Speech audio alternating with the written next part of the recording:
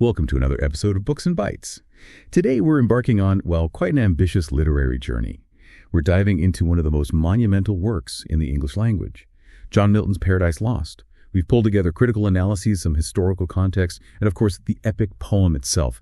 Think of it like a guide to its deepest layers. Our mission today is really to give you a shortcut, extracting the most important nuggets of knowledge from all this incredible material. You'll get a richer understanding of its profound ideas, its really intricate language, and also the surprising personal story behind this epic, hopefully sparking some aha moments along the way.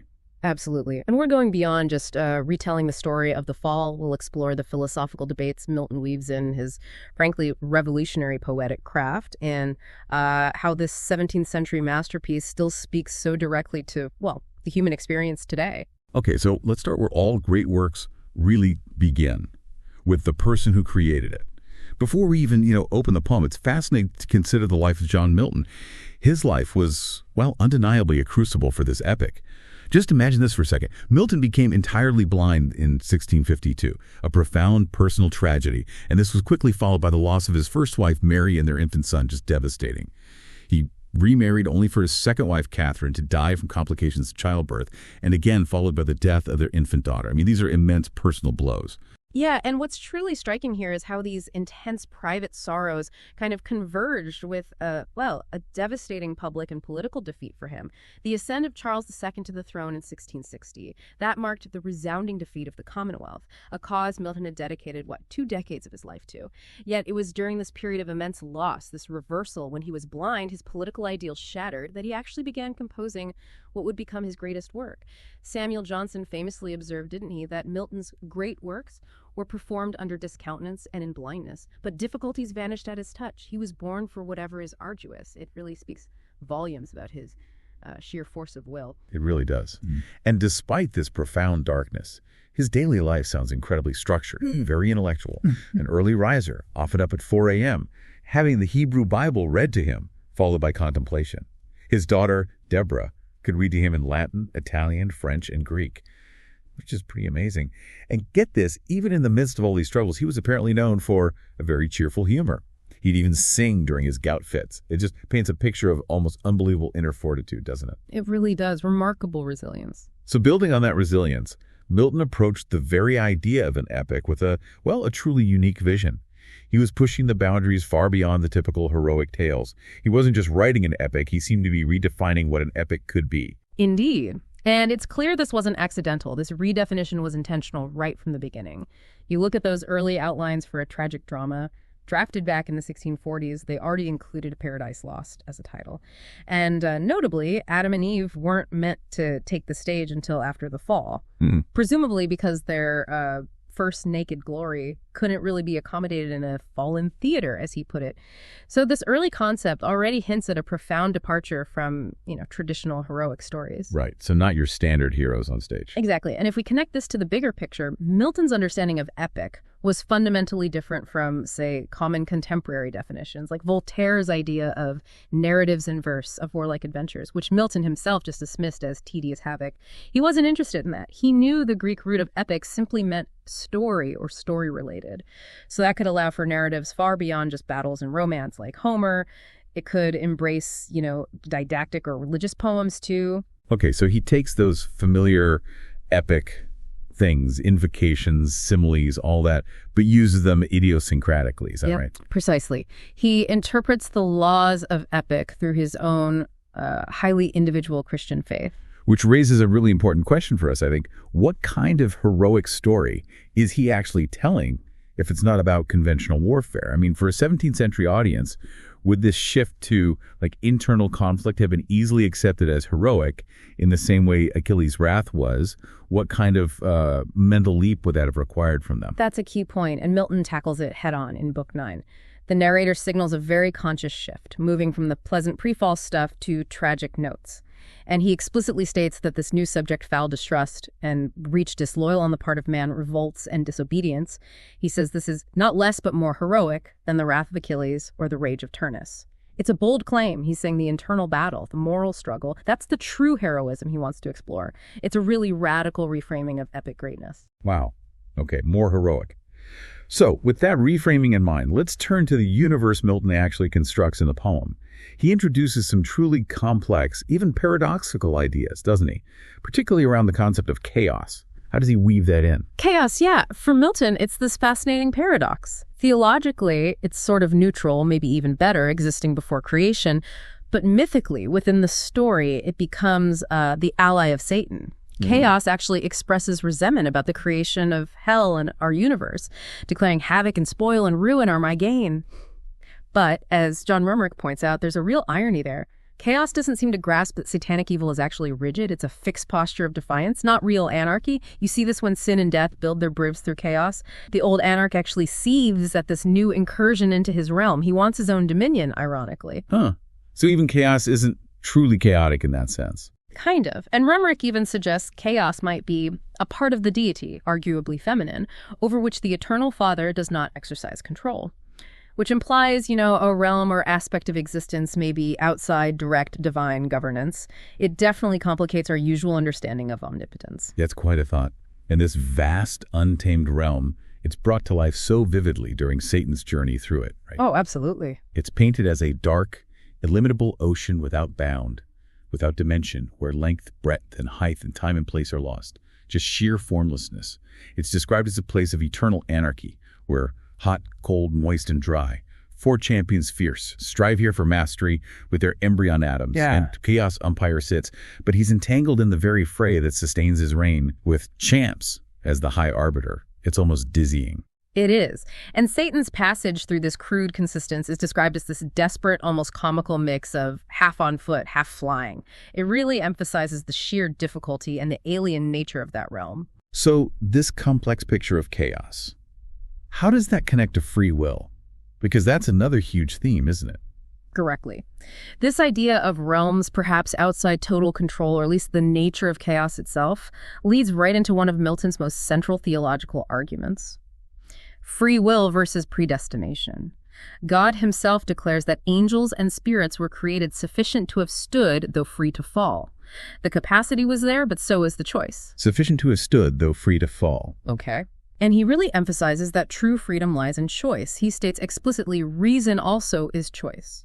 God's foreknowledge, Milton argues very clearly, did not compel their actions. They themselves decreed their own revolt, not I. God foresaw it, but didn't cause it. That distinction is crucial. It is, because it explains why humanity, who falls deceived by the other first, can ultimately find grace, while the self-tempted angels like Satan cannot.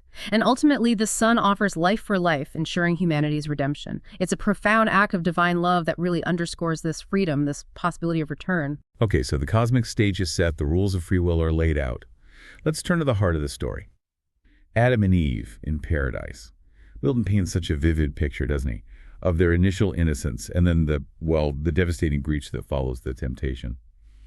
What's really insightful, I think, are the subtle psychological shifts he depicts even before the main event. You mean like Eve's dream? Exactly. That unsettling dream where she tastes the forbidden fruit and flies. She wakes up glad it was just a dream, but Adam interprets it as evil sprung, while still reassuring her she was created pure. It's such a powerful scene. It shows their prelapsarian innocence, sure, but also hints at these psychological undercurrents, maybe vulnerabilities, even before Satan directly tempts her. Yeah, it really sets the stage beautifully for their innocent life, their harmonious existence. We see them working the garden together, leading the vine to wed her elm. Such a lovely image of their shared balanced labor. But God, foreseeing Satan's plan, sends the archangel Raphael specifically to warn Adam, doesn't he? To give him the full knowledge needed to make an informed choice when the time comes. Right, the warning is given, and Eve's hospitality when Raphael arrives is depicted so naturally, preparing abundance fit to honor and receive our heavenly stranger. Adam, meanwhile, meets Raphael without more train accompanied than with his own complete perfections. Yeah. It shows his inherent nobility, his connection to the divine. It does. Then comes the temptation itself. And it's just a masterclass in psychological manipulation. Satan, disguised as the serpent, uses all his native subtlety. He flatters Eve relentlessly, sovereign mistress, a goddess among gods. Then he claims the forbidden fruit itself gave him reason in my inward powers and speech. He's directly targeting her intellect, her curiosity, maybe even a desire for elevation. And Eve, she's amazed by this talking creature, right? And her resolve starts to weaken. She begins to rationalize, challenging God's command. She argues, the rest, we live law to ourselves, our reason is our law. That's a big step. A huge step. And Satan just pounces on it. He asks, does God really forbid knowledge? Does he forbid good, forbid us to be wise?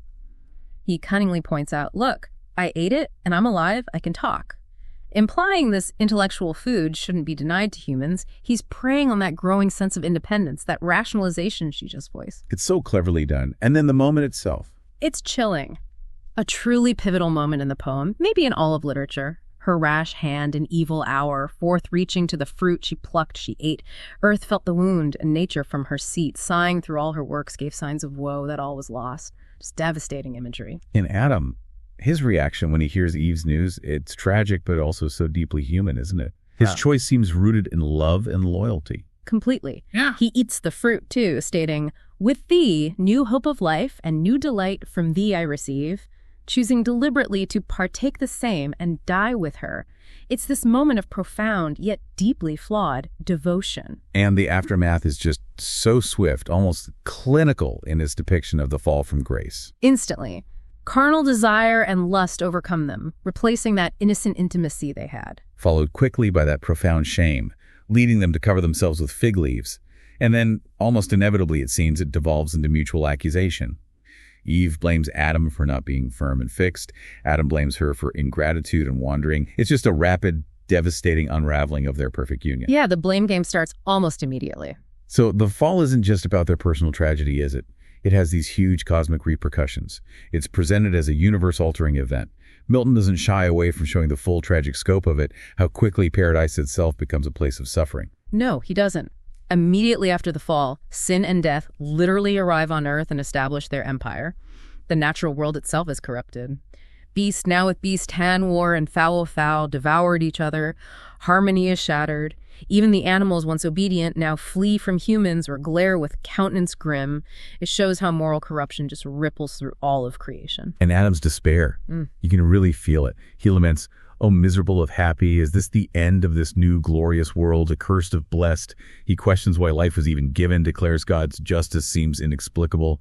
It's raw grief and anger. It is, but crucially, through his struggles, he eventually absolves God. He recognizes his evasions vain and reasonings lead me still but to my own conviction. He comes to accept his own responsibility, that all posterity stands cursed through him.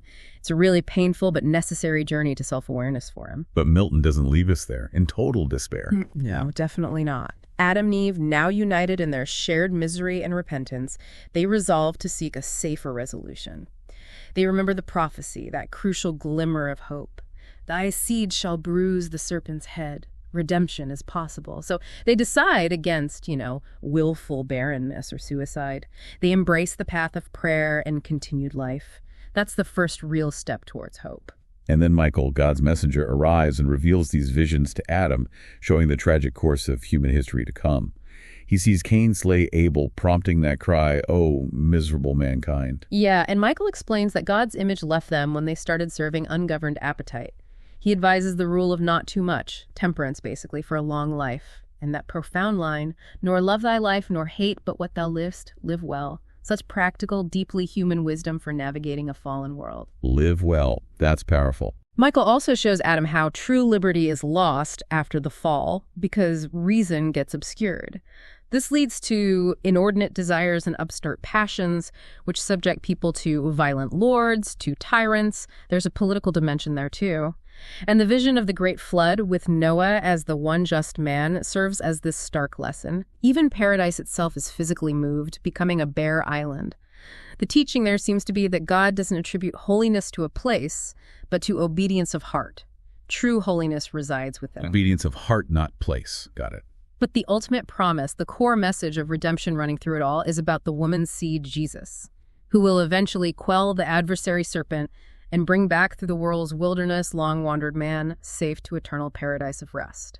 And this is where Milton makes that amazing theological point, that good out of evil shall produce, and evil turn to good, more wonderful than that which by creation first brought forth light out of darkness, the fortunate fall idea. Right, the idea that the fall, paradoxically, led to an even greater good through God's grace. Exactly, it's a profound twist.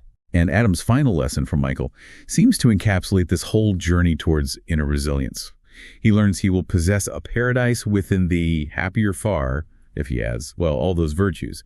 Faith, add virtue, patience, temperance, add love, by name to come called charity, the soul of all the rest. It completely shifts the concept of paradise from an external garden to an internal state of being, which is, a profoundly empowering idea, especially given Milton's own circumstances. Absolutely. And that leads us to the ending. Yeah, the end of their conversation, Adam and Eve depart from paradise. Milton describes it so movingly. Some natural tears they dropped, but wiped them soon. The world was all before them, where to choose their place of rest and providence their guide. They hand in hand with wandering steps and slow, through Eden took their solitary way. Such a powerful image. Resilience, sorrow, but also a quiet, determined hope as they face the unknown world together. It really is. Poignant and hopeful at the same time. So, finally, we can't really do a deep dive into Paradise Lost without talking a bit about Milton's incredible and sometimes controversial use of language. This wasn't just about sounding fancy, was it?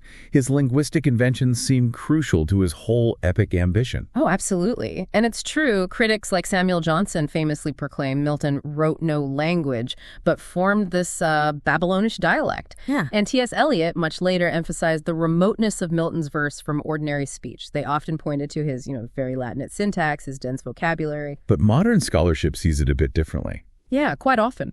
Scholars like John Hale, in Milton's languages, are much friendlier to his multilingual style, showing how he drew from Greek, Latin, Hebrew, Italian to really enrich English. And statistical studies have actually shown his style isn't quite as archaic or as overwhelmingly Latinate as some people imagined. His English is often generally idiomatic. He just elevates it, bends it in new and surprising ways. He needed to forge a new poetic instrument, really, something capable of articulating the cosmic grandeur and the complex theology his revolutionary epic demanded. He had some unique linguistic tricks he liked to use, didn't he? Deliberately playing with syntax. He did. One famous example is that sequence of adjective plus noun plus adjective, like universal hubbub wild or vast profundity obscure. Right, that word order feels distinctly Miltonic. It does. Reordering the words like that evokes the poem's immense, sometimes chaotic scale, and it infuses everyday language with this epic weight. It was so distinctive it influenced later poets who tried to echo that effect. And the Italian influence, too. Yes, he also experimented with an Italian verse sequence, adjective plus noun plus and plus adjective, like sad task and hard. Or sometimes he'd even distance the adjectives, like pleasing was his shape and lovely. He really enjoyed playing with these schemes, creating a unique rhythm and emphasis that made his poetry sound unlike anything else in English at the time. It was all part of his grand design. What an incredible journey we've taken then, through John Milton's Paradise Lost. From his own life, marked by profound personal and political darkness, he crafted this epic that truly redefined the genre. He explored the complex nature of chaos, championed the, radical idea of free will, and we've seen the raw drama of the fall, the descent into blame, but also that eventual rediscovery of hope and inner strength, culminating in that really poignant final image of Adam and Eve walking hand in hand with wandering steps and slow, but crucially with Providence their guide. It really is a testament to the power of the human spirit and also divine grace in his telling. It makes you reflect, doesn't it? This idea of a paradise within something Milton himself must have cultivated, forged through immense suffering and political defeat. It allowed him to create this vision of human endurance that still resonates so powerfully today. Kind of leads to the question, what paradise within can you cultivate, even when you're facing life's inevitable chaos and challenges? That's a great thought to end on. If you want to explore this incredible work further for yourself, you can grab a copy of Paradise Lost through the link in our description. And please be sure to subscribe to Books and Bytes for more journeys into fascinating topics. We'll catch you on the next one.